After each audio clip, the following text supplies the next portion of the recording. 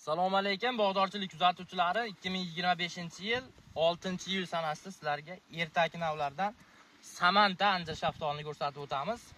Xudo xolasa bu ko'chatimiz 2 yoshlik bo'ladi. Noyabr oyida ekilgan. Mana do'stlar, mana yaqinroqdan ko'rsatib qo'ying.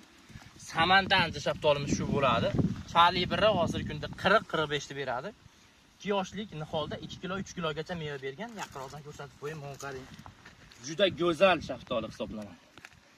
Mana do'stlar, xudo xolasa bugundan uzilishni boshlandi.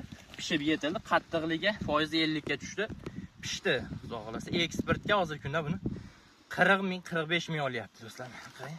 Buni changi bor. Changini artib, keyin upakovka qilinadi. Upakovka qilsangiz juda chiroyli bo'ladi do'stlar.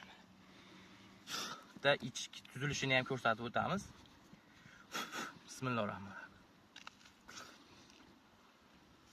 Ichi oppoq bo'ladi, juda shirin. Ta'mi shaftollar ichida eng shirin shu bo'ladi. Ancha shaftolini bilganlar, yeb ko'rganlar biladi. Listisidan ko'ra tuklisi juda shirin hisoblanadi. Bu Samanta shaftoli Ufa birlarga qaraganda juda chidamli bo'ladi. Rangi biliski kuchliroq bo'ladi. Yaqindan olib keling, mana qarang. 2 yoshli nihol Kapennistada Farg'onaning eng qir adirida shu holatda bo'ldi. Xudo xolasa buni ham ishonchli ko'chatlarni ko'paytirib qo'yganmiz. Noyabr oktyabrga ko'chatlar tayyor bo'ladi. Uylaringda shunaqa yeb, mazza qilib xohlasalaring ko'chatlarini bog'dorchilik kanalidan sotib olishlaring mumkin. Hozirdan zakazlar olishni boshlaganmiz. Sog' bo'linglar.